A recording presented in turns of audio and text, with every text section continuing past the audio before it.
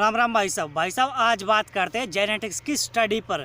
जो jeans pool हैं जैसे R1A1 जीन हुआ, R1A जीन हुआ और जो आर्यन इन्वेजन थ्योरी है AIT, इस पर।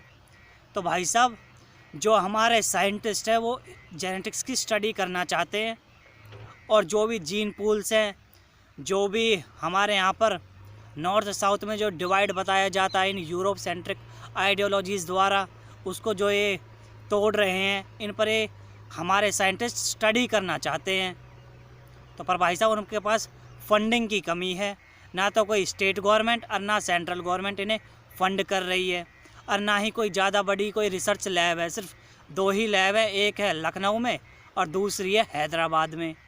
कोई और तीसरी कोई लैब भी नहीं है जहाँ पर ये आराम से रिसर्च कर सके। तो भाई साहब इस तरफ हमें ध्यान देने की बहुत ज़्यादा ज़रूरत है। तो भाई साहब एक बात और ये है कि जो हमारे भारत की जो जलवायु है वो DNA को प्रिजर्व करने के लिए उपयुक्त नहीं है, क्योंकि हमारे यहाँ पर जो भी स्केलेटन मिलता है या कोई हड्डी मिलती है, जब उन पर DNA पर रिसर्च करी जाती है तो बहुत ही आधे अधूरे से सही सलामत नहीं मिलते हैं, जिसके कारण और ऊपर से फिर फंडिंग की कमी, तो जिसके कारण हमारे जो साइंटिस्ट हैं अच्छे से काम नहीं कर पाते। इसलिए इस तरफ ध्यान देने की बहुत ज़्यादा ज़रूरत है।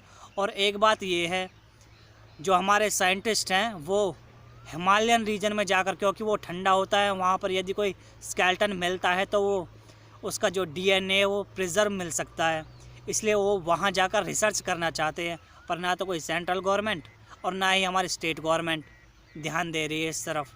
तो भाई साहब इस तरफ ध्यान देने की बहुत ज़्यादा ज़रूरत है। जो हमारे साइंटिस्ट जो हमारे इतिहास को सही से बता रहे हैं, हमें हमारी हेल्प कर रहे हैं, और जो नॉर्थ साउथ का जो डिवाइड किया है यूरोप सेंट्रिक आइडियोलॉजीज़ ने कि हम अलग अलग हैं, कि आर्यन आए थे, बाहर से आए थे, फलाना ढिमका, ये सब झूठ है।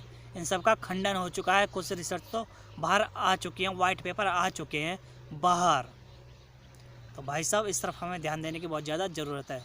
एक DNA की रिसर्च लैब पर, दूसरा जो ये साइंटिस्ट हैं इनकी फंडिंग पर, जो ये हिमालय में जाकर रिसर्च करना चाहते हैं, खुदाई करना चाहते हैं। चाहे जैसे अभी आपने देखा होगा सिनौली की खुदाई में एक स्केलेटन मिला था, एक औरत का स्केलेटन मिला था, जिसमें DNA कुछ हद तक सही से प्रिजर्व मिल गया है, जो आज से लगभग 4000 और 4200 साल पुराना है। और जो हमारे जितने भी जीन पूल्स हैं उनके जो R1A1 है या R1A है या और भी बहुत सारे जीन पूल्स हैं जिनके बारे में अच्छे से पता पड़ पाती है। और ये पूरे भारत में ये सारे के सारे जीन पूल्स फैले हुए हैं। हमारे पूर्वज एक ही थे, और तो और हम यहाँ से यूरोप तक गए थे, ये भी ये सारी स्टडीज़ बताती हैं। पर भाई साहब इस तरफ हमें और थोड़ी सी फंडिंग की ज़रूरत है, जो हम और बेहतर तरीके से अपने काम को तेज़ कर सकें, क्योंकि अभी पर हमारे देश में सिर्फ 2 ही हैं, एक हैदराबाद में और एक लखनऊ में DNA की जो लैब्स हैं। हमें तीसरी चौथी और भी चाहिएंगी इसके लिए। जय तिरंगा, जय भारत।